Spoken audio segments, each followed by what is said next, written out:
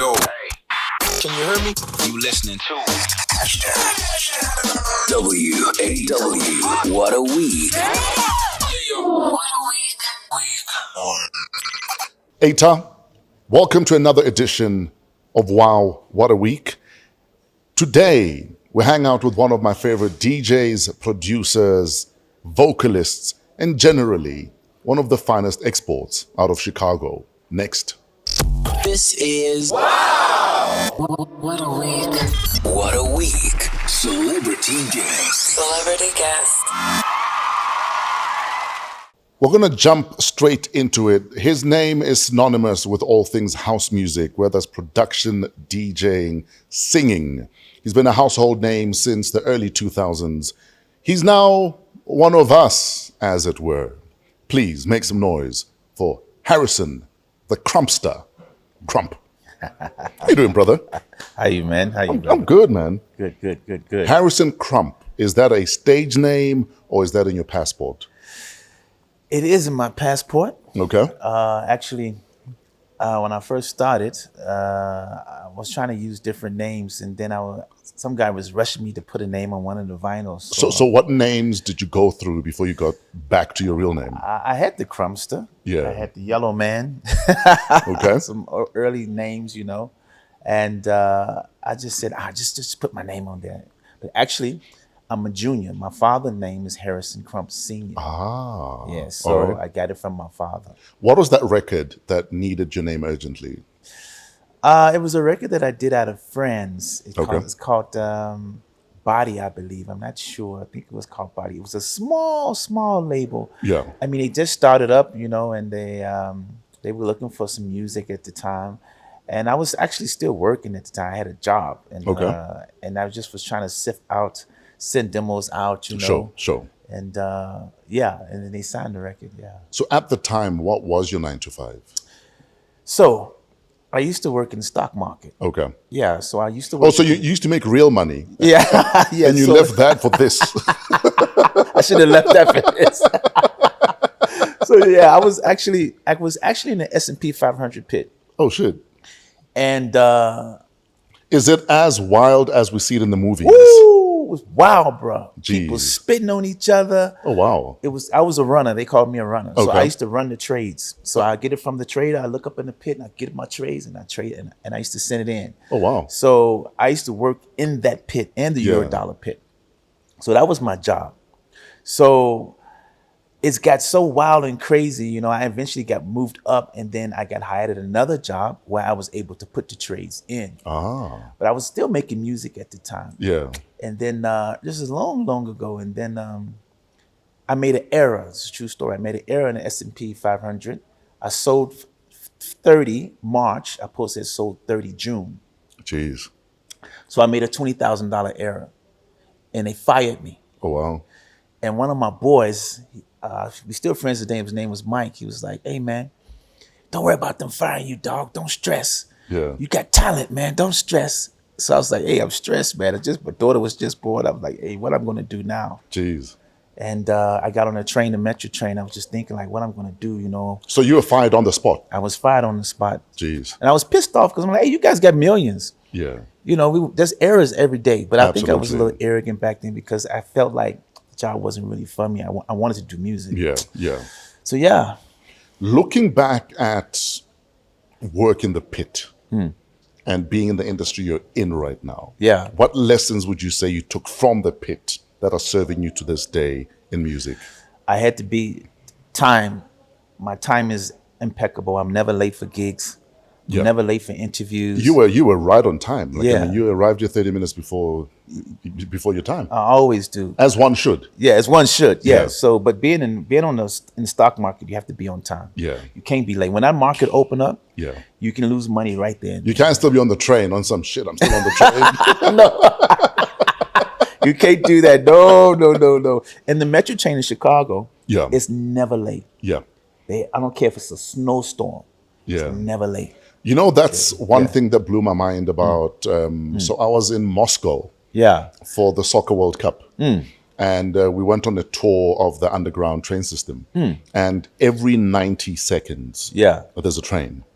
And our guide told us that if you're late in Moscow, you never blame the train because for as many years as the metro has been in existence, every 90 seconds, there's a train. There's a train. Without fail. Without fail. That's Chicago for you. Yeah. They'll fire you in Chicago. You don't get to work on time, they'll fire you. Yeah. So it taught me a big lesson, how to be responsible. Sure. And being responsible in the music industry is a big lesson. Growing up in Chicago, tell us about that. Well, because to your average house music lover, Chicago is the home of 10 City. Yes. For instance. Yes. It's the home of That's the Way Love Is. Yes, definitely. But Chicago is bigger than that. It's bigger than that. Yes. Yeah. So a quick story, 8th grade. Let's go back to my 8th grade, 1984. Yeah. I don't want to tell my age, but yeah. 1984. Yeah.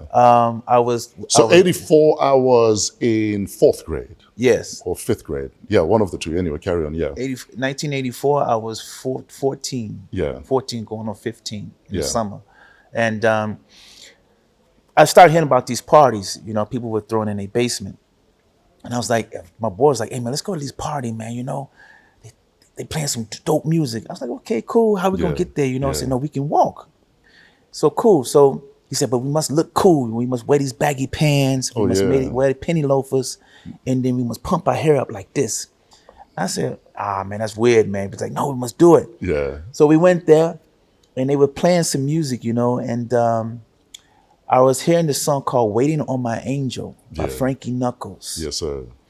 And so this is like early Frankie. Yeah, early Frankie records, and I was like, "Wow, this is really dope," And a lot of Adonis records from Adonis. And all these early guys was like, and they were playing vinyl then, and it was in everybody's basement. Yeah.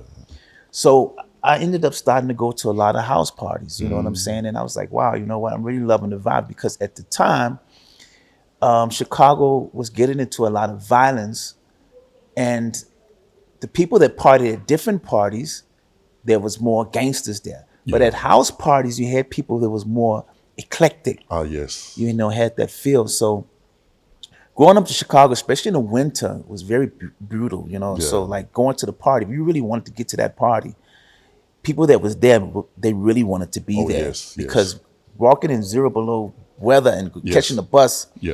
And then once you get there, everyone, they want to get down and do their thing.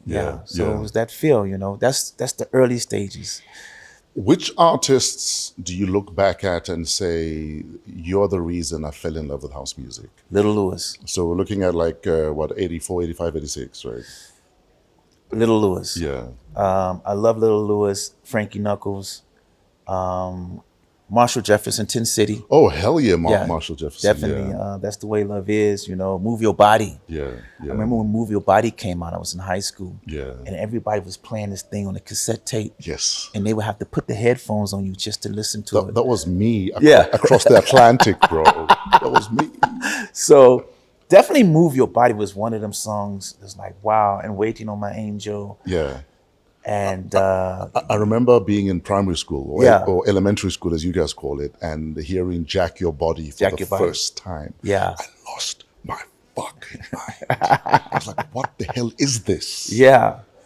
And then as time went on, Farley Jack Master Funk, Steve Hurley and all them guys, they ended up being on the five something they was called. Yeah. And they used to come on at night on Saturday around 9, 10, 11 o'clock at night on radio. Yeah. There was no, TV where they came on. So you had to turn on the radio station at night just to listen to them. Absolutely. And Hot Mix 5, they were called actually. Yeah.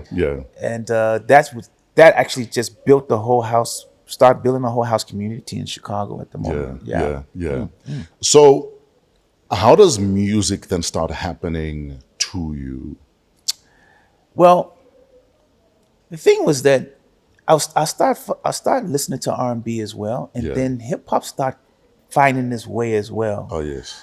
And then I went. Was this the first hip hop wave or the second hip hop wave? I think it was the first one with like LL Cool J. No, that would be the second. That'd be second. Yeah, that was the second wave.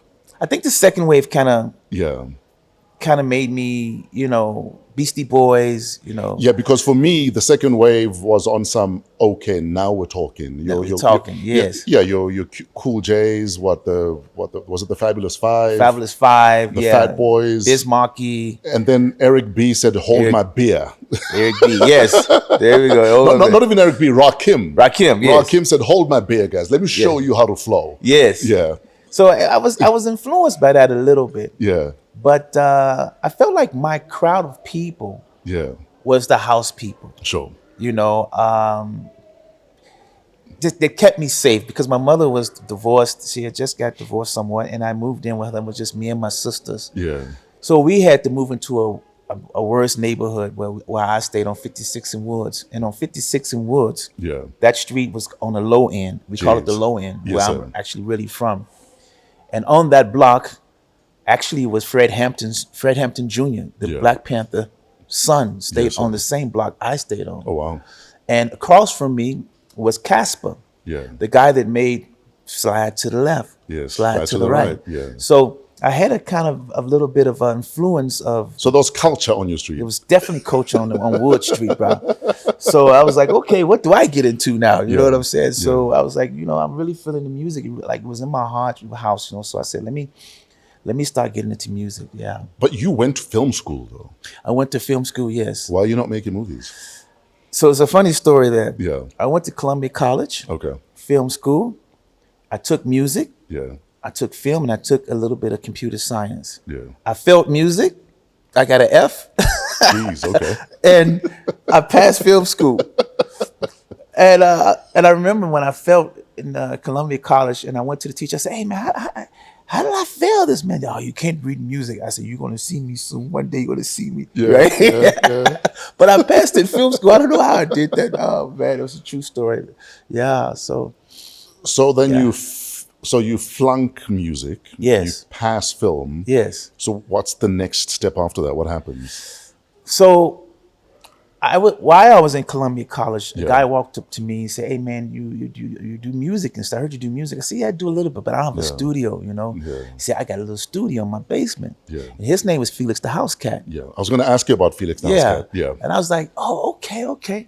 So he said, "Yeah, I'm working with this other guy named Roy Davis Jr." Jeez, bro. And I was like, "Okay." And then he said, "I did some piano work for a guy named DJ Pierre." Jeez, bro. So I'm like, "Okay, cool, man. Yeah. I'll come to your house." He lived in the suburbs. So, but obviously you had no idea the great company you were in already. Well, Felix wasn't nobody there either. Everyone was coming up. Everyone was coming up. He had just played a little bit on a record called Fantasy Girl. Yes. He only played the bass line on there for DJ Pierre. Sure.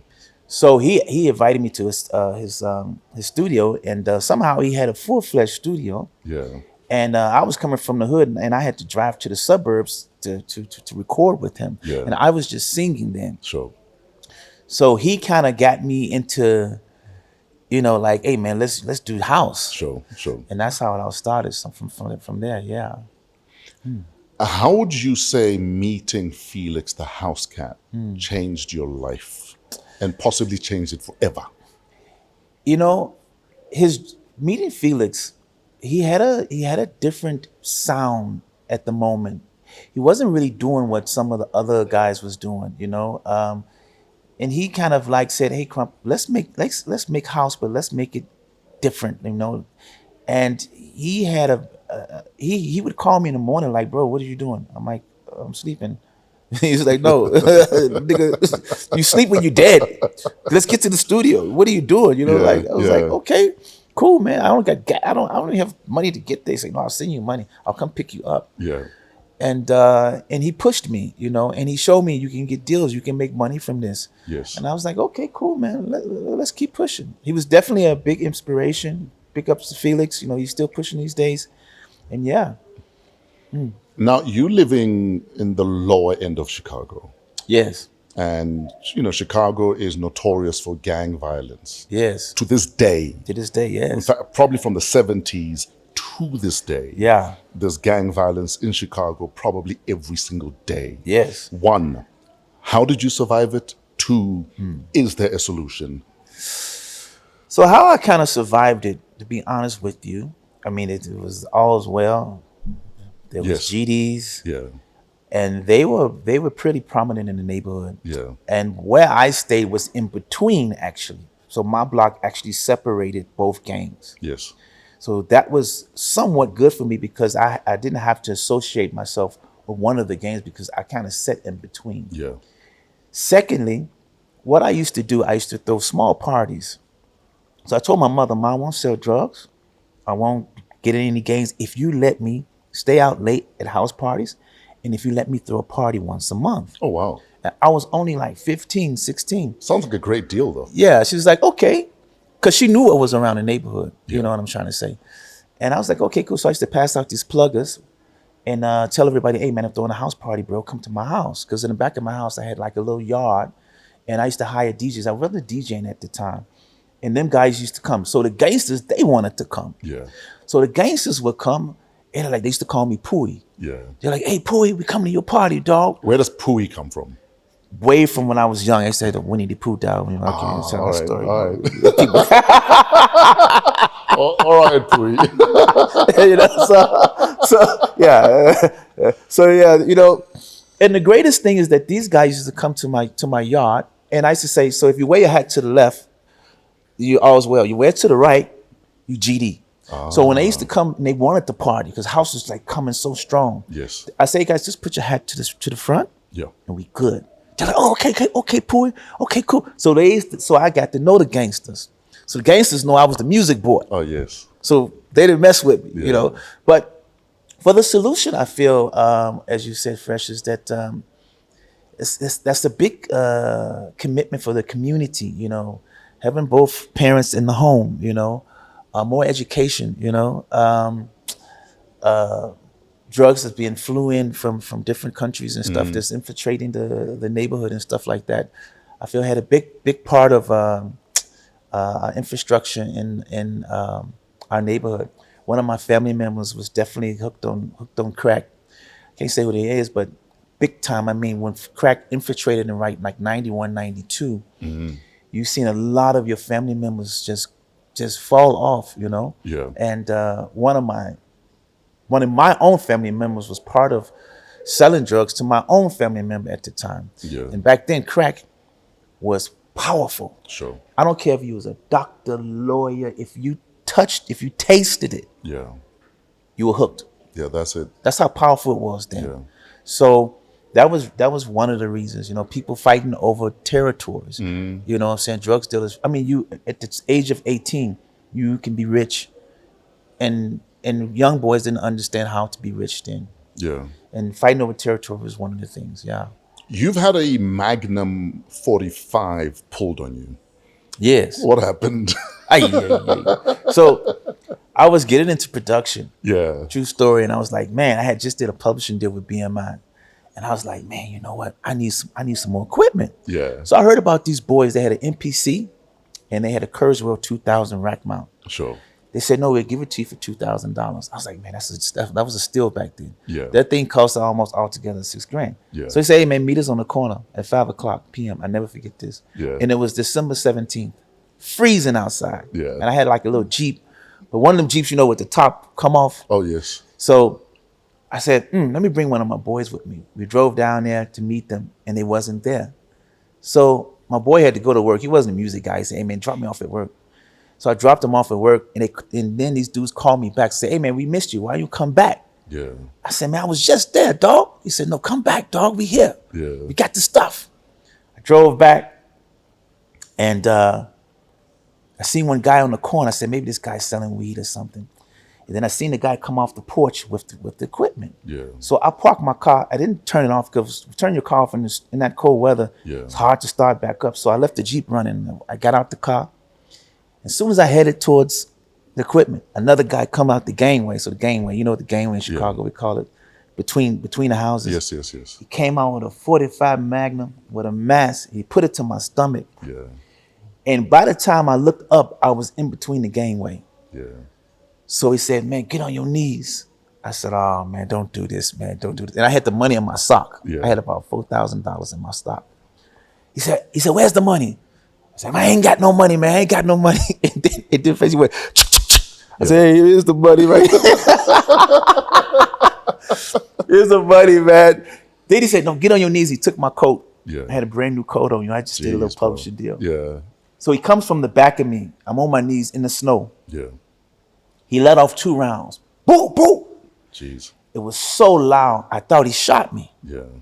So I held my stomach like the movies, and I started walking to the car like this. I'm gonna miss you, mama.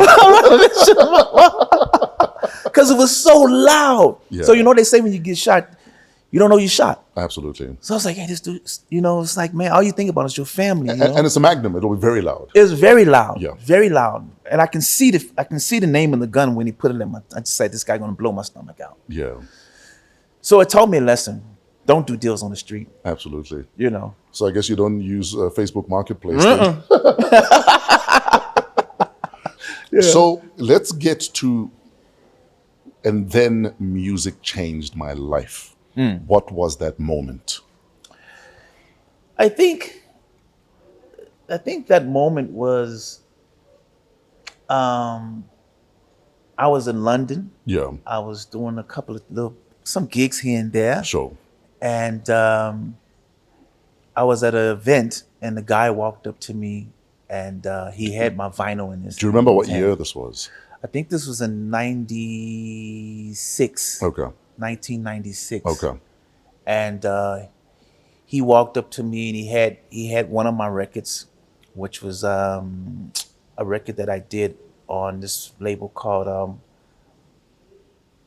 Shaka Boom Boom. I think it was Shaka Boom Boom. Yeah. I was doing a lot of stuff with French labels, Belgium labels, and stuff like that. Yeah. And I was like, wow, man. He's like, hey, man, I was waiting for you to come. And I was like, wow, way over here, you know me. Yeah. And it inspired me, And then they said, yeah, man, are you gonna play this tonight? I was like, yeah, I'm gonna play it tonight, So it kind of changed my way of thinking that people abroad Yes. can appreciate something that you've done, from scratch, Yeah. Can we agree that England did so much for house music? Chances are, had they not supported, especially house music and artists from the US, we wouldn't have the industry we have right now. Because not only did they support it, not only did they book you guys, not only did they sub-genre it, they turned a lot of you guys into international stars. Definitely, I feel England was a major contribution towards house, because you know what? We really didn't have major stations in Chicago that was playing house music on major stations. Yes. As a major rotation. Yes, it wasn't top 40 music. It wasn't top 40 music. So, Europe was playing our stuff as top 40. Yeah. And we were getting publishing. We were getting notarization from that stuff. So you were getting gigs. You were getting gigs from that. We were flying the world with that stuff. Yeah. We're releasing records with them. And at the same time, some of the producers in Chicago felt like it was kind of, some of our sound was stolen. Yes. But I don't really feel that way. I just feel like that it was just music moves, Yes. Music moves in different directions, you know what I'm saying? And they did play a big part in it. Would you say that is the fine line between cultural appropriation and inspiration to take it to the next level? Because sometimes that's what it is. Yeah. That I'm going to hear acid house music, and I want to take it and turn it into something else across the pond, for argument's sake. Yeah. So there's shit Derek May did that inspired a whole generation of producers in England, for argument's sake. Yes. So Derek May could turn around and say it was cultural appropriation. Or he could turn around and say, I'm so glad I inspired these kids because look how far techno has gone now. Yes, definitely. I think that people like Derek May, even Felix, it inspired, other people to move on to other genres and of music to spread out like this, from EDM to tech house. Yes, sir. And as I said, I don't think that it was meant to be. You know what I'm saying? It moved in the right direction. I mean, house, we celebrate in Chicago, just celebrated 40-something years in house music in Chicago now. Yes. And now actually the mayor of Chicago now is actually giving so much money towards house events at the moment now. Yes. And it's a really good thing to see now. Yeah.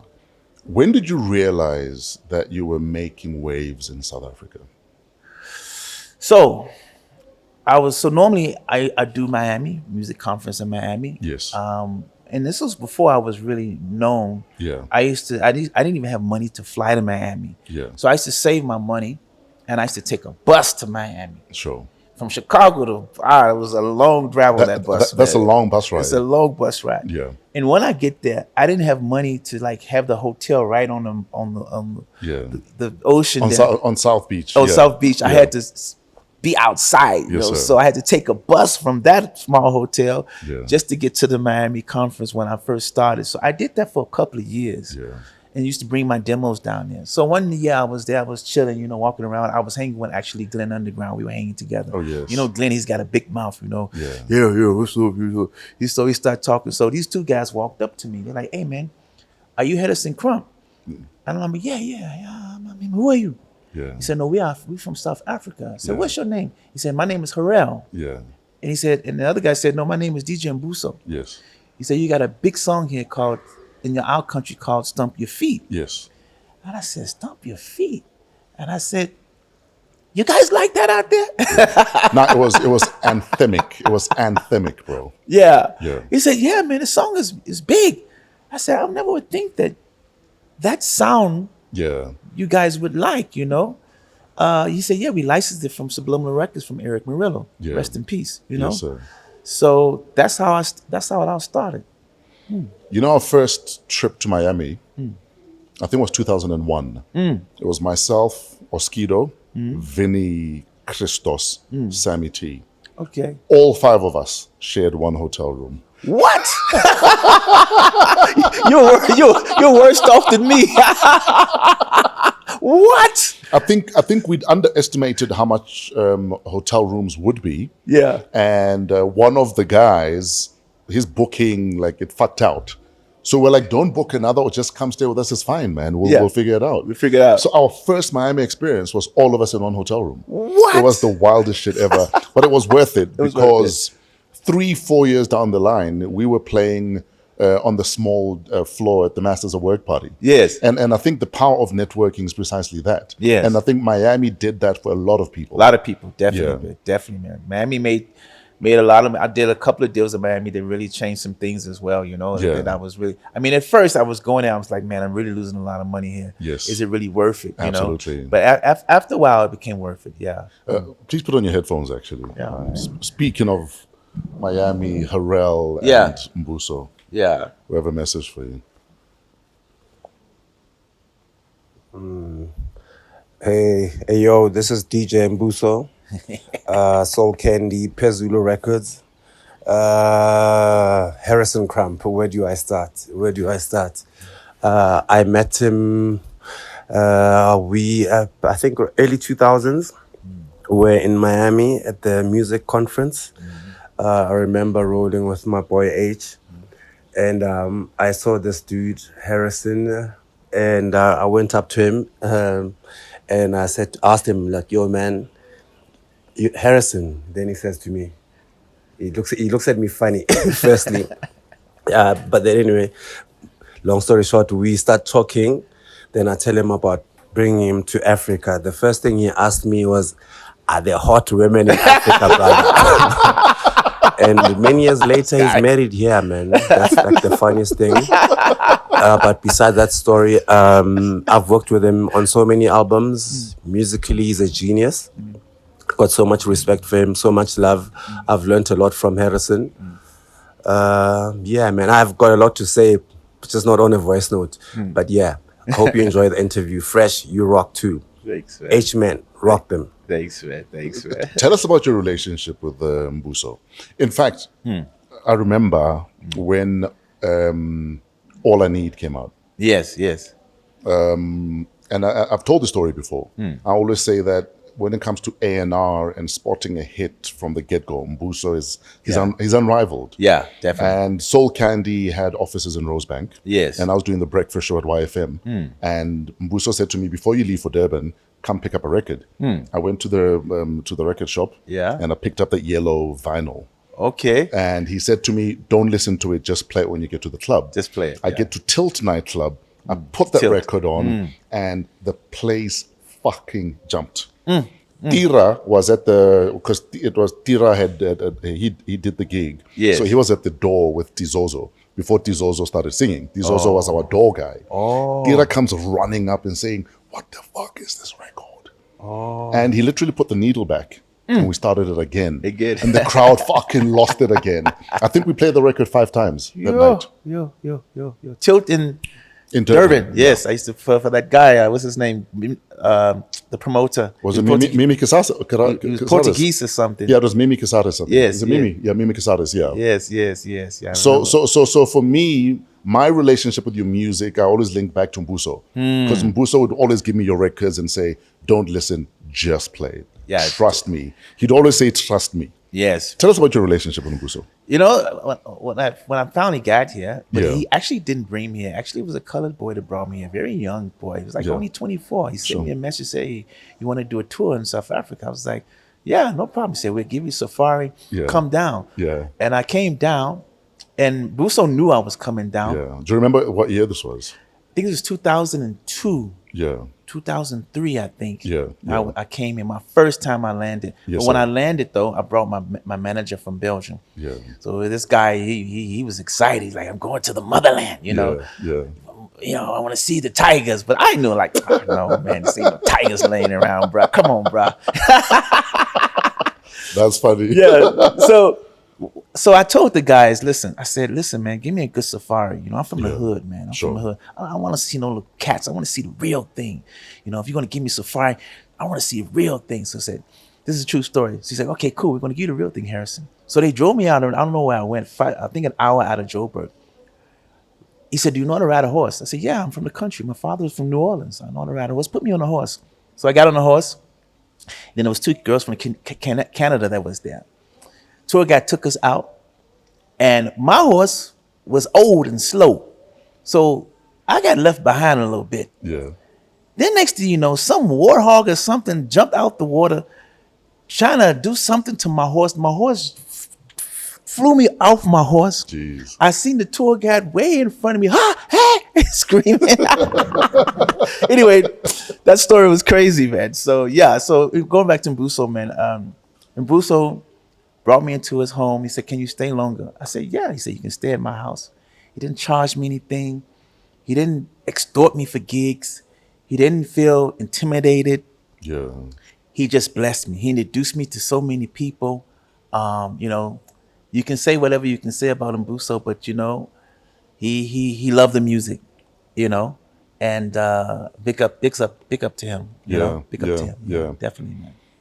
What would you say your biggest learning has been since relocating to South Africa? Just compared to growing up in the lower end of Chicago. I can say that a big lesson is finance in this business, number one. Yeah. And taking care of yourself in the music industry, because there's so many things where you can find yourself in trouble. And when you don't do anything wrong, things that's wrong wants to come to you to do wrong to you. Yeah, yeah. Because now you've grown a name now, and now you have to protect yourself. Sure. You know, and I go back to a story of me doing a big deal with BMG. Yeah. They paid me a lot of money for a publishing deal. All right. Was this overseas, right? This is overseas, and I was actually starting to come this way. Okay. And I was out balling, man. I had got that money. I was buying little cars. I was buying computers for everybody. Jeez, bro. I was, you know, I was doing my thing, man. You know, I did buy some studio equipment. Studio equipment. And then one day I was just chilling, man, you know, with some friends, you know, some chicks. I was single then, you know, some chicks, you know. Yeah. And this girl said, "Hey, can I get some wine?" You know, I was like, "Yeah, baby, champagne, lobster, baby, whatever you need, baby, you know." She swiped my card. Something's wrong with your card. I said, no. Swipe. Yeah. She said, "No." So I called the bank. I said, "Hey, what's wrong? What's going on here?" She said, "Mr. Crump, you are 3,000 rand negative in your account." Fuck. I had a lot of money. That money I went through that money in like 3 months. Jeez. I was broke again. Yeah. And I had got paid from a record label, which was Played Against Sam in Belgium for my album. Yeah. They paid me in advance as well. They never released that album. I never recouped that money from BMG. Oh, wow. It taught me a major lesson. And I couldn't go back and take the album and re-release it. Yeah. I had to make a whole another album. I was broke. And it taught me a major lesson about the music industry. Yeah. Don't ball out. There will come a time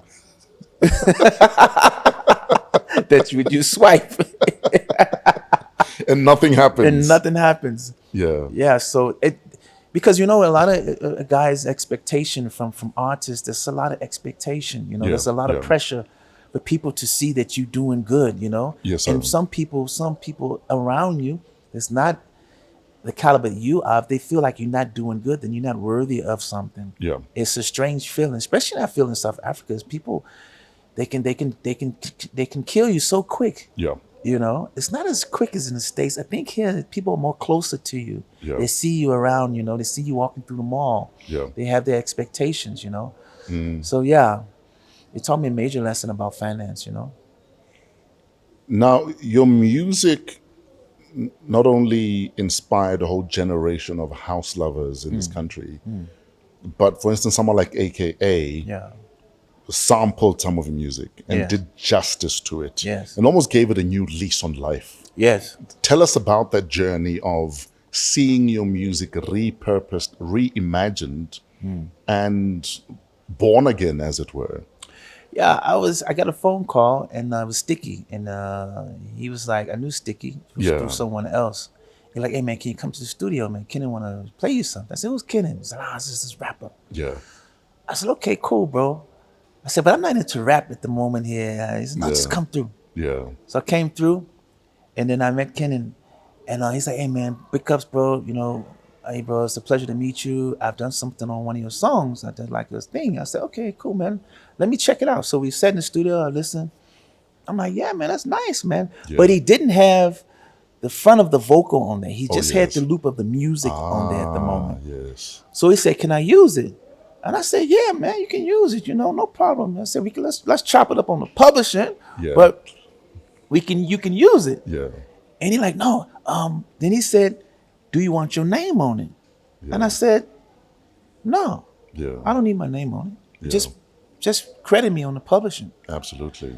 And he's like, cool. He's like, do you want to be in a video? I said, I'm looking at him like, okay, no, man, it's cool, man. I don't need to be in the video. You know what I'm saying? It's a hip hop record. I'm house. You know what I'm saying? So Yeah. it's cool. And when it came out, and I was like, hey, man, this record is really blowing up, you know? And it actually, to be honest with you guys, I feel that record made him somewhat. Yes. Yeah. It took him to another level, Sure. in my opinion. Yeah. And then it came up, and then it was nominated for so many awards, And me and WHP did a song so amazing. That song beat out me and WHP at the Metro Awards. Yeah. So I never even got an award for that song. Yeah. You should have had your name on it. Yeah, I should have my name on it. I should have said, put me in the video. But it was cool, man. I mean, big rest in peace, to him, man. He was actually To both of them. both of them, yeah. Very, very nice guys, very talented people, man. I really missed them guys, yeah. How do you deal with challenges like loss? Whether it's losing all your money because you were reckless, or losing industry colleagues. How do you deal with loss? Hey, to me, I look at why someone passed away or what happened. Yeah. Could it have been prevented, or it was just something God had wanted? I'm spiritual in some way as well. I think you have to be in the music industry. You have to be spiritual people. Sure. People may not see that, but we are. When someone passes away that's really close to you, you think about, could you have done something different? Yeah. You think about, could you have made a phone call while they were going through things? I remember when WHP was going through things. He had spoke to me about, hey man, people not noticing my new work now. Yeah. And I'm like, no man, you're a legend though. Sometime when you're a legend, you've made your mark already. Yeah. There's always going to be new artists. Sure. There's a new artist coming out. There's a new rapper coming out. You take what you've done as a legend. We both legends, and you move that into another space, into business. Yes. There, here, and there. Yeah. And I just look at like mental health is a part of it as well. You know what I'm saying? And having the right people around you. And I just want to go to this point of one time that I met R. Kelly. Yeah. So R. Kelly didn't live too far away from me. Sure. And a friend of mine invited me to his house. Okay, we went to Puffy's house. I went to his house. So he lived in the suburbs. So I went to R. Kelly's party. I got in there. No one really knew who I was. Tyrese was there. I remember Michael Jordan was there. I was like, wow, you know. Ferrari's outside. And I said, hey, man, can I meet Kel? So I was asking one of the guy that I know. He said, nah, man, Kel's getting his hair braided at the moment, but you can talk to his manager. I'm like, who's his manager? He's like, no, his manager's named Pookie. Yeah. I said, Pookie? Pookie from the West Side, Pookie. Yeah. But I said, his manager named Pookie? How can you have a manager named Pookie? You know? Now, I'm getting to that whole point. Yeah. Who you associate yourself with when you become big is very important. Sure. If you associate yourself around yes people and not a good woman to tell you no, you can. Sure. And that's what happens. You need people around you to say no, Fresh. Sure. Hedison Crump, you're talking nonsense now.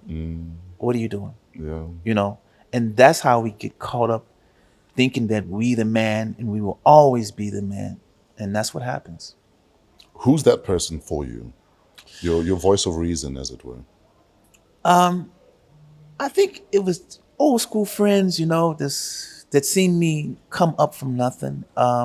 Definitely, you know, my wife, you know, and people that's not in the music industry. Yeah. You know, people that's not think that I'm not completely famous. I'm not a Kanye West, but people that look at me as a person, not as Harrison Crump. Sure. That can say, hey man, we're not drinking Cavassier tonight. We're drinking. They can call you out. They can call me out Yeah. really quickly. Like, what are you doing, bro? Yeah. You know what I'm trying to say? And that's what keeps me humble, you know, and keeps me focused on still making good music. Absolutely. Because once you think you're here, you're not making good music anymore. Yeah. You know, so that's how I feel, you know. Speaking of voices of reason. Hi, DJ Fresh. This is Nasine. I'm Harrison Crump's wife. Yes. Thank you for having Harrison on your show. Honestly, Harrison is probably he's so humble. Harrison's just a humble, wonderful guy. Very big on family, an amazing husband, amazing dad to my kids and to his kid. You know, he's very family orientated. Harrison is very creative in what he does. A lot of people like to associate Harrison with just house, but he's produced all genres of music. He's actually an excellent gospel music producer, something people don't know. He's done amazing gospel music. He's done R&B, he's done hip hop. So he's so versatile. Harrison could, he sleeps, he eats, he dreams music. He would sit at the table in the kitchen and he would tap on the table and he would think of a beat and he's like, that's it. And he'd run to the studio. So, that's Harrison. One thing people don't know about Harrison is that Harrison loves gardening. He'll wake up early in the morning and he'll pick out the weeds. He loves that. He loves gardening. He's actually really chilled. Has his very quiet personality, not as boisterous as people think he is. Very, very humble. And he doesn't like eating raw tomatoes. He loves onions. He eats onions with everything. Like you can make something, I can make a curry and he'll eat onions with it. He chops up onions with every single thing. So yes, he's integrated so well into South Africa. He's just got to learn how to say foot sack properly. And he needs to start learning how to pronounce our native names properly. But yeah, he is wonderful.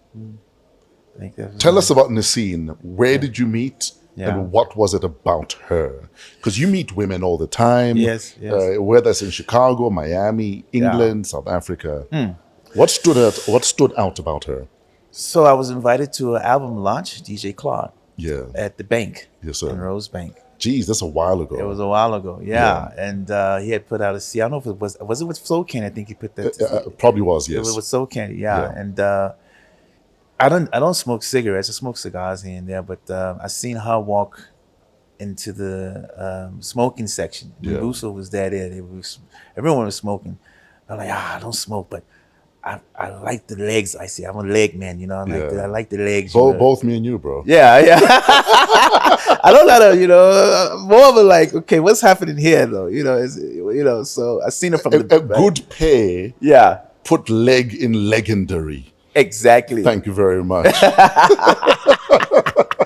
So some men, they don't, I like nice legs, bro. You can't be like this, Doc. You didn't walk in. No, it's not sexy to me. No, no, man. The face won't even finish it off. No, man. Fuck, you're funny. So I was like, no. So I seen her, and I was like, hey, she started talking to me. Yeah. She was interested, and she thought I was from South Africa that went to America and came back with an accent. Yeah. She's like, where are you from? I was like, I'm from Chicago. She's like, you sure you're from Chicago? I said, yeah, I'm from Chicago. Yeah. So she started smoking. She was smoking a lot of cigarettes back then. And what made me want to be with her was that I love a woman that does what she says she's gonna do. Yes.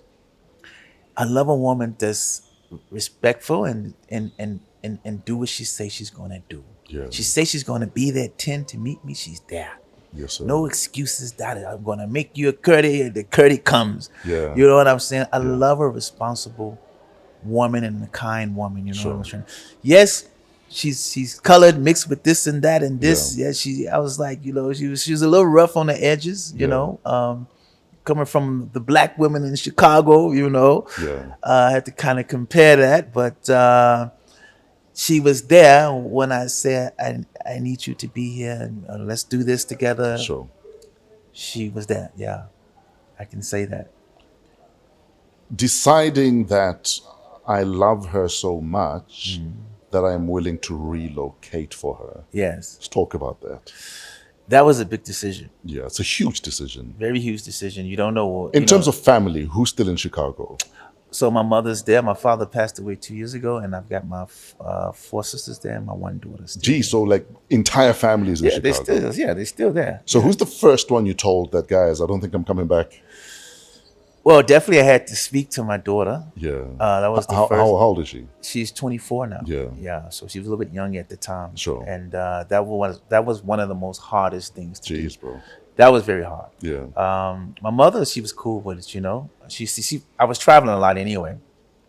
But yeah, I think my daughter was the first to say, hey, I may be moving overseas. Yeah. But that took a long time to get used to the customs here. People think that when they see me, I'm just here.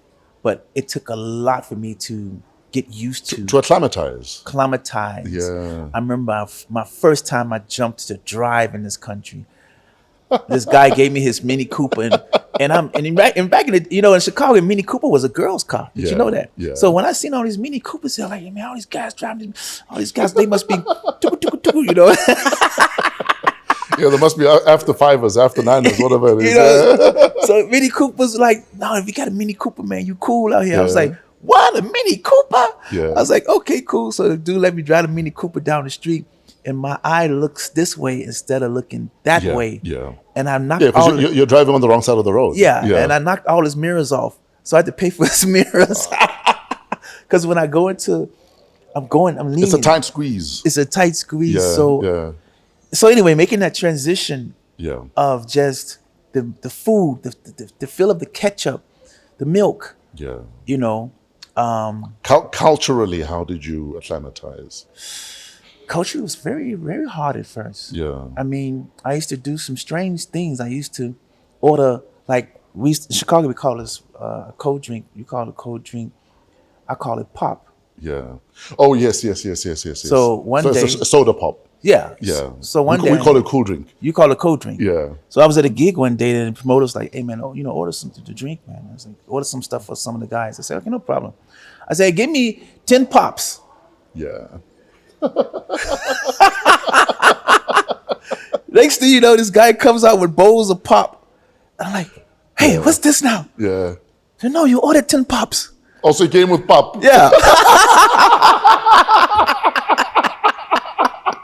That's a lot of pop. That's a lot of pop, bro. It filled the whole, and it was the big bowls. We normally didn't come with the small ones.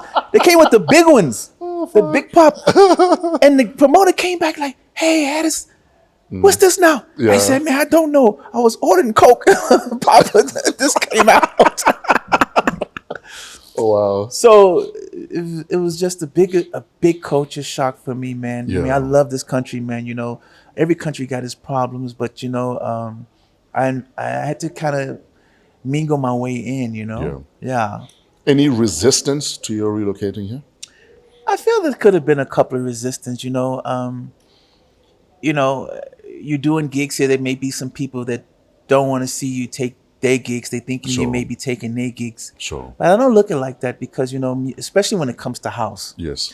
House is all over the world, Mm-hmm. I wouldn't mind another DJ playing in my country or playing in Chicago. I always talk to other DJs like, "Man, come play in Chi-Town, you'll love it. Yeah. Come play in New York, you'll love it if you're at the right venue."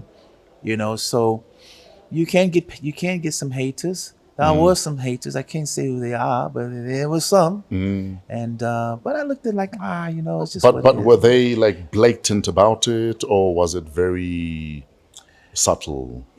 Fresh. There's certain gigs Yeah. you will see.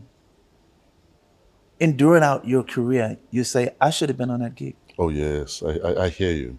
It doesn't have to do with Where money. where it doesn't make sense why you're not on the lineup. It doesn't make sense. Yeah. You like these guys. Why I'm not on that gig? Sure. You could have thought, was it personal? Was it finance? Was it just they didn't think of me? Sure. And you're like, "Nah, man, Yeah. I should have been." Yeah. Or wherever you feel radio, wherever you felt, there's something that blocked me there. And but I didn't take it personally. It's the music industry. What can you do? It happens in corporate. It happens out everywhere. So, yeah. What do you say to a lot of kids who feel exactly that? That my song was one of the most played songs in the clubs last year, but I didn't get one booking. I had one of the biggest sing-alongs in the clubs, but I'm not getting radio play. How do you deal with feelings of either rejection or being bypassed, or possibly even gate-kept, as it were? I think it has to do with a couple of things. Yeah. I feel that you can have a big song, but you don't have a big network. Sure. And the network here is a lot of talk as well, a lot of social media network, a lot of people that you associate yourself with as well. Yeah. You can be a young boy in Alex somewhere or Bloemfontein making this track and no one knows you, but your track is hot. It may make it or it may not make it. I think it's got a lot to do with timing, how it was released, who you are, your surroundings, and just pure luck. Yeah. The music industry is about luck as well. Yeah. I feel personally, you know what I'm saying? So, and that's why you just until the young boys is out there struggling and still trying to get there. And girls. And girls, and Yeah. girl producers, and girl DJs. Yeah. Keep pushing. Your time will come. Never Yeah. give up. It was plenty of times I wanted to give up. Especially when you're trying to just make a living at this. You want to give up. And I'm like, no, I'm not giving up because I feel this is where I'm best at. Yeah. I'm not going back to work. I'm not going back to the stock market, There's no plan B. There's no plan B, and being humble at this as well and giving people and treating people as you want to be treated, Yeah. because that guy that you treated bad, next 4 years, he's A&R at Sony. Yeah. You know what I'm saying? Like, hey, how does this happen? Sure. Things come in a circle. You know, and that's what I've learned. You know, things come in a circle. Just be humble in this game and keep moving forward. Let's talk streaming and digital content. What are your views on these streaming networks? What are your views on giving your music away for free versus don't pirate my music, for instance? What are your views on bootlegging versus if I don't have an official permission to remix your song, I won't bootleg it? Because there's a lot of politics around that. Yeah, especially now they've got the stem separator that's out. Yeah. You know, and it's being implemented into machine, MPCs, Logic, you know, Cubase, and all these different DAWs is being introduced now. And I was just doing my research on it last night, actually. Yeah. And coming from vinyl, you know, people had to actually go out and buy that record. Sure. You know, if they wanted that record, they had to get out the bed, put their socks on and their shoes on and their drawers on and go out in the cold or this rain to make sure no one else takes that copy from them. And then during that time, we had A&Rs that when I used to send a record out fresh, just to go back a little bit, I used to have to walk to the post office, put it on that machine or buy the cassette tapes, send it to Europe. Cost me $21 to get it there in 3 days, or I had to wait 14 days for it to get there. Yeah. Get in somebody's defective box or whoever I was sending it to try to get a deal. Wait another 2 weeks for them to listen to it. Yeah. Wait another 2 weeks for that contract. Wait another 2-3 weeks for that bank transfer. It was a 4-month process for a song to get noticed or to get signed. That goes back to A&R's listening to actual tracks to pick out the best tracks. Now you're able to release so fast now. You got Fruity Loops, you got all these samples coming in, you making a song in one day. Yeah. But is it a legendary song? Well, this song lasts you 20 years. Now you've got so many songs that's being released now, you don't know what's what. Yeah. So I think it was a little bit better. It was a little bit consumed back then. The streaming services, you're able to get to more creative people here and there, but like, what are they giving on these streaming services? What is Spotify giving us on some of these on our records at the moment? You know what I'm saying? I look at some of my statements like, wow, how do I even buy bread with this? Yeah. You know, let's look at Eminem. Let's look at Snoop Dogg, as they mentioned, like the way I had billions of streams, but my check was only $9,000. Yeah. You know, so it is a problem. I think they're trying to change it. Sure. But let's see what happens. But what do we do though? Because you have an option. Don't have my music on your streaming service. Yeah. Which means millions of potential streamers are not going to hear my stuff. Yeah. Versus, let me put my stuff out there and I might get gigs from it. You know, it's a trade-off almost. It's a big decision for artists to make. Yeah. And I think it depends on where the artist is sitting actually at that moment in his career. Yeah. You know, if he's just starting out or if he's really making some momentum and he decide. I mean, people always say, hey man, the record label robbed me, but you took an advance. Yeah. You signed that deal. Yeah. You had a lawyer look at it and you said yes. You took the money. You said no, take my masters, and that's what you said. But did it get you somewhere though? Did that label get you somewhere? Yes. You wasn't known until that label actually pushed you. You know, we must look at some of them. Is at that strategy of when you want to sign to a major label or you want to sign to a major publisher. What have they actually done for you? Or have they transitioned your career? Would it be the same if you being on the streets selling out the boot of your car? Absolutely. So that's something to think about. And there's a saying, if you can have someone else spend their money on your career, then by all means do it. Yeah. Because people have turned self-release and being independent into this sexy thing. But it's not. You're spending your own money. Spending your own money. If someone is willing to spend their own money, let them spend their own money on They you. spend their money. Because, Absolutely. I mean, they're going to recoup it, and they got a percentage on top of that money, but at the same time, it can help you. You may move faster in 6 years. It'll take you 6 years on the streets. Yeah. It may take you 1 year to become someone. Yeah. And then, you know, being an artist, there's a time limit to that too. You know, you're getting older. You know, you can't be waiting till you're 50 to break it big. Yes. So yeah. And there's also issues of competition and market saturation. How are you navigating that? Because there's like more if you close your eyes and threw a pebble, you probably hit a DJ. Yes. There's how many DJs there are out there right now. How are you dealing with that evolution of the industry? I think it comes down to being creative with your career. I think it's about your contacts, a little bit of your PR. Yeah. I think reaching out to different sectors, not just reaching out to venues, you're reaching out to different events that happen that you wouldn't actually be a part of because they're company events. Yes. Not just big companies, but other small companies. There's fashion, there's basketball games, there's golf games, there's different things to where your brand can still be a part of, where it won't look like that you're taking your brand a different direction, but it's just about having your presence at some of these different alternatives. It's just not a club where you just must be at the club. No, there's other things that from your brand perspective that people and other companies and other people that's starting up that want you. So find your place under the sun. Find your place under the sun, yes. Don't always be in a club. Don't always be in the club. Yeah, we got to stop. I don't know how long we're going to stop playing. I don't know when you want to stop playing and when I want to stop playing. I'll retire at 65, like everyone else. Yes. Maybe even 70. We'll see. Maybe 70, Yeah. And we don't know what may change at that time. And maybe Exactly. robots playing. Who knows what may be happening then. I'll fuck up any robot. Bring a robot. Give me 10 songs, give the robot 10 songs. Let's see who rocks it. Let's see who rocks it. I'm scared of AI. There we Fuck that shit. There we go.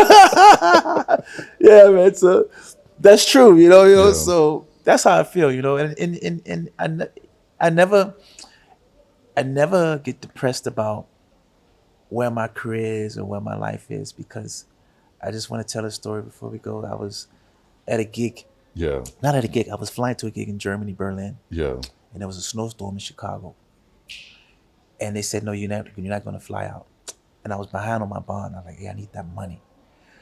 And they said, you won't fly out. So I wasn't going to make that gig. And I sat at the bar next to this girl. And she was like, are you okay? I said, no, I'm all right, man. I just missed the flight. They canceled the flight. She said, yeah, I was on the same flight too. I was going to the same place. I said, what are you going to do? She said, no, they said I got bone cancer and I'm going to see a specialist. They say I got 4 months to live. The girl was like 22 years old. Jeez, bro. And I was like, and I'm up here crying. About a bond. Exactly. Yeah. So I said, from that day, I won't let nothing touch me. Yeah. Yeah, I'll get here and there. There's shit that is not even worth you sweating. Yeah, And more often than not, it's majority of the shit you go through. exactly. So in the music industry, I said, if I'm going to do this, Yeah. I'm not going to let these things take me down or get me depressed. Oh, I'm depressed. I didn't get that gig. Oh, Yeah. oh, they didn't put my record out proper. I just keep moving. Keep pushing. I don't care what people say about you. 1, 2, 3. I just keep moving. I keep pushing. And remember, I had to get new friends here as well. Yeah. You know what I'm saying? Dude, you did a whole reset Whole of reset. everything. Everything. Yeah, everything, man.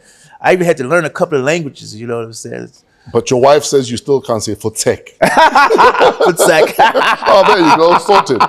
You are welcome. Yeah. We've taught him how to say for tech. Yeah. So There's the debate, and I think it's a lame debate, about the sync button. yes. Let me tell you why I think the sync button debate is actually lame. Because often people say if you're using the sync button, are you really DJing?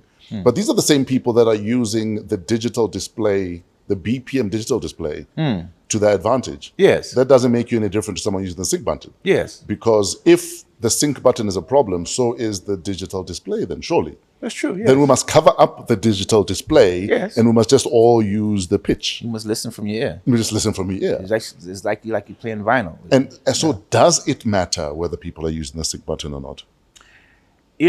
I think DJing is definitely a skill. Yeah. But it's also one of the most beautiful thing for God to give you. Yes. We can go out and play an hour to 2 hours. Yes, it's work. Yes, we worked hard for it, but it's still a great profession. Yeah. I want to work hard for that mix. I want to work hard for that set. I want to have a little sweat on me. Yeah. I want to Yes. I just don't want to do. You want to show up for yourself, not even Yes. for the crowd. Yes. Dude, there are days I play a set, I get back in my car, and I'm like, motherfucker, that was me. Yes. I'm impressed with me. I'm impressed with me, yes. And that's how I like to feel, even when I do a live performance. So you want to work for your set? I want to work for my set. Yeah. I want to work for it. I don't go and time stretch my songs on the computer to 117. Everything's 117. Yes, sir. I've seen some guys playing without headphones. Like, Yeah. come on, man. They're not working for that set. Sure. They're not working for that set. Yeah. I don't feel inspired by that. I feel inspired when I'm seeing a guy, the needle's skipping on the wax. He's trying to fix it. You know, he's trying to get it back. Yeah. You know, Yeah. he worked for that set. Absolutely. Now, promoter, pay me. You can see the sweat. Oh, he paid me before. Definitely, you know, like, okay, yeah. So I agree with you that I want to work for my set. Yeah. But I don't care what you do for your set. If you're rocking the crowd and that's how you choose to rock the crowd, it's none of my business. Yes, that's true, and I'm not going to make it my business. I'm not going to get my flipping drawers in a fucking knot because, you were using the sync button. It's none of my fucking... Dude, if you can DJ out your ass, fucking DJ out your ass. Yes, In fact, that'll impress me more, actually. Yes. So please DJ out your ass. And that's the question, because I know you asked a lot of questions. I got a Yeah. question for you, though. Yes, sir. You look back at your career. Yeah. Would you done anything differently? I would have done nothing differently, including the 2 years at law school. The 2 years at law school, I feel, were part of my journey. So I wouldn't change anything about the journey I've been on. I think I am the sum total of every good, bad, and God-ordained decision that happened in my life. And I'm happy with the man that I've become. So I don't think I would have changed anything about my DJ career, like nothing. One more question. Yes, sir. If your kids decide they want to play, My son is a DJ already. there we go. My 9-year-old is learning how to mix already through his brother who's 22. If that's what my kids want to do, that's what my kids want to do. I mean, my son was so good at tennis. Yeah. I bought a property with a tennis court. And then he lost interest. And then he took up basketball. He was so damn good, converted the tennis court into a basketball court. Okay. And then he lost interest. You see. Now he wants to be a DJ. You see. My role is to support my kids become better versions of themselves, not to live vicariously through them or think there might one day be a retirement plan for me. That's what I believe. That's what you believe. Yes. That my role is to guide them and let them fly. But not to coddle them or be some helicopter parent that says, no, you ought to do. If they need to make mistakes, let them make the mistakes. Mistakes, yeah. How else do they grow? How else do they learn? Yes, they can leverage off the privilege of being my son or being my daughter. Yes. But I want them to walk their own journeys. That's what I believe, but that's just me. But would you be a LeBron James and say, you see your son play a bad set? I tell him. You tell him. No, I tell him. I tell him if I feel that his set was not what it should be, I tell him. You tell him. If I saw him looking at his phone during his set, I'll tell him, put your phone away, respect your crowd. Respect your crowd, yes. You know what I mean? If the mix was a bit careless, I'll tell him, my dog, you need to practice more, you need to do this too. I don't think we do our kids any favors not telling them the truth about what they're delivering. If my kid can't sing, but they believe they can, I have a responsibility to tell them as gently as possible that I don't think this is going to work out. It's going to work out. Don't be brutal. Don't be brutal, But don't lie. Don't lie, yeah. You're not sounding too good, son. Let's try another note here. You know what I mean? You know what I mean? Like a bring it down a notch. That might work for you. Yeah. So yeah, man. All right. Let's talk about your foundation quickly. We need to wrap it up. Yeah. Yeah. So yeah, I'm the Harrison Crump Foundation. Going to be launched soon. It's going to be focusing on building a financial future for your career. Okay. Also focusing on mental health as well, which I definitely feel that a lot of artists need. You know, during the journey. Yeah. And and just making it not as this foundation serious thing, is making it fun as well, you know, bringing in people that can assist and that can bring artists, and not just recording artists, we're talking about producers, we're talking about songwriters, we're talking about DJs that can bring them into a different space and let them know that there is support if you need it. Sure. You dropped a new album late last year. Yes. Tell us about it. Who should get a copy? If they haven't heard it yet, who should go out there and get a copy? If you love house, if you love Afro tech, if you love just listening to music, Yeah. it took two and a half years. I've started working on an album. Yeah. It was dropped in September. I also featured Ron Carroll from the States. Yes, sir. I featured Brian Timber from here. I featured Citizen Deep. Lulu Cafe is on the album. Yeah. Holly Ray is on the album as well. Some very talented South African artists that worked well, you know, and I believe it's a great album, you know, it was just something that I felt I wanted to do. And there are songs on there that's not really typically for the DJ. Some of them are for the DJ. Yes, sir. Go out and get it, you know, on all platforms. I did give it to the platform we spoke about earlier. Yes, sir. So yeah. Let's wrap it up with a message from the Gobs. Okay. Marzinho. I'm only seeing this my guy message now. So did I forget something? Excuse my voice. Sorry. What's happening with this message? Sorry. I'm not too sure if it's podcast friendly. When he first got to the country, and then this was Chisanya Midrand. I got introduced to him. Now Bloma the Buso's house. I think Comprem leader or something like that. He's like, 7 or 8, something there. And then I got introduced to him. I know Rabloma from Kenya Tawana. Oh, that nigga. Yeah, no, he'll never forget me. Like every time, he's like, hey man, you gave me my first taste of pussy in SA. And now I've got a wife and a kid. Oh God. Gobs says you hooked him up. He hooked you up with girls the first time you came here. Oh Lord. But now you're married with kids and Yeah. you're settled down. Yeah, you know. Gobs, what the fuck is wrong with you, dog? Yeah, I don't know. Yeah, this must have been an ancient. Yeah. Yeah, I think, you know, I was, you know, doing some small dating back then, you know. Yeah.